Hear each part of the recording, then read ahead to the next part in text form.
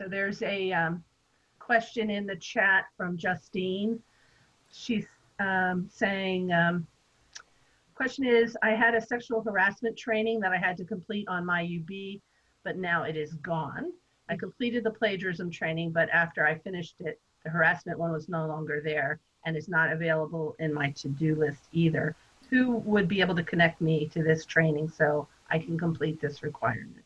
So what I can tell you, our office isn't directly responsible for that. That comes out of the Office of Government and Public Affairs. They're the ones who host that page, or are responsible for that. There's work that's being done to upgrade that page, especially since there are new regulations related to Title IX. So that information has to be updated. And as soon as it is updated, it will be back up. There's also, you've already done the plagiarism tutorial. There will be updates made to the plagiarism tutorial as well. But you've already done it, so I'm glad that you were able to do it and do it quickly. A lot of times students wait to do that. So good for you for having done it and gotten it completed. Yes, I'll concur with Llatetra on that. It is very important to get those done, and as soon as the plagiarism ones goes out, will students receive an email letting them know that it's back online, or do they have to check? I think there'll be something coming from the office indicating that it is up and ready to go.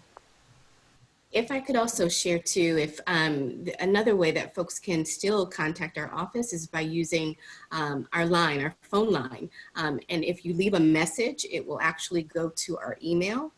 So we are still checking that information every day, although we're not there on campus. So if individuals would like to use our number, they can still do that as well.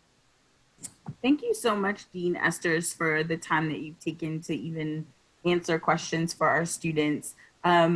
With everything going on for next semester, of course, are there any other special things that your office is doing for students in the fall that they can know about, just to make sure that they stay connected with you?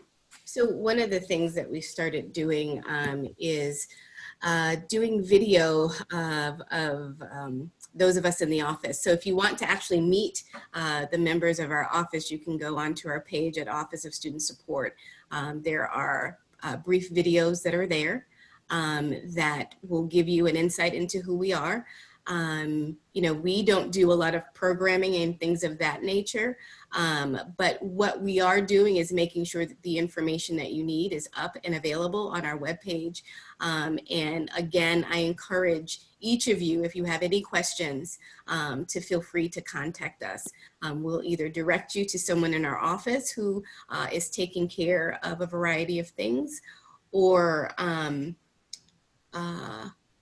we will direct you as need be. Now, I see that there's a question about offering assistance to those who are struggling with online classes as opposed to live classes. So I can tell you, and I'm not sure what Dean Spencer can speak to from CAS specifically, but I can tell you that I know that there's some workshops that are being put together, and DAS, or Disability and Support Services, as well as the library and CELT, which is the Center, please For help. excellence in learning and teaching and technology, I think.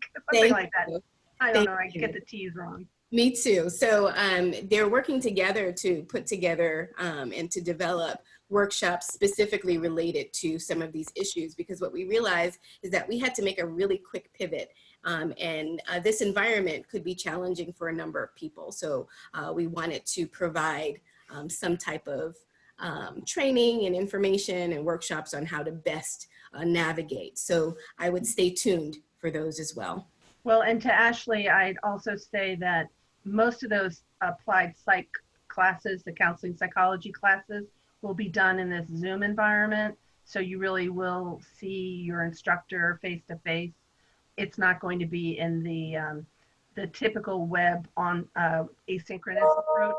So the other piece to that is I would encourage you to stay in close contact with the faculty member of the courses and let them know what you're struggling with. I know everyone's fairly sympathetic with this, having everyone shifted to the online, not sometimes even the faculty, many of the faculty aren't, that's not their preferred method of teaching either. So I think you'll probably reach some sympathetic ears and try to just explain what your situation is and and maybe they can give you some direct hints for what would be helpful in your specific situation.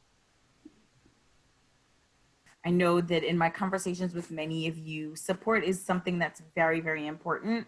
And so I've tried my best to make sure that you knew from my side that you were supported, and certainly, Dean Spencer and us doing our campus connections are working daily, everyone at the university, even in spite of everything that's happening around us in the world. Really just want to make sure that you know when you get to UB that your vision and your goal of whether it be, you know, becoming a design professional in the IDIA program or making an impact in the field of IO psychology or helping people in the field of counseling psychology, we really, really want to make sure that you know this is the space that we want you to learn, we want you to grow, and we want to make sure that you go forth into the world with those skill sets to make it a better place for all of us. And then come back to UB and make sure that you instill that in other students in the future as well. So thank you so much again, Dean Esters. Well, as she said, you now know where to find her. We have her contact information and it can be found online. Oh, we have one. Yes, all of the support areas do extend to the Shady Grove campus. Yes, they do, Jennifer. Yes, they do. Once you're a UB student, you are a UB student all the way. Right. So, any other questions? Looked like Llatetra was going to say something else. I'm sorry, Dean Esters. That's okay. I just wanted to thank you for allowing me to share this information. I want to congratulate all the students and wish you well, and encourage you again to reach out to our office if you have any questions, any concerns, or anything that you think that we should be able to address.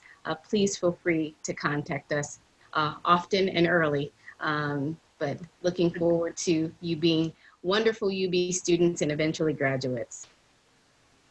Early and often, I like that. Likewise. This ends actually our month of June for our CAS campus conversations. So I'm glad that we had Dean Esters to wrap it up. We're going to take a break next week and hopefully that everyone enjoys the holiday. I know I'm finally taking a day off. I'm glad that you all could join us, and we'll see you in the month of July as we resume our sessions each week. Thank you, Dr. Esters, and thank you, Yasmin. Thank you, everyone. Thank you guys for joining.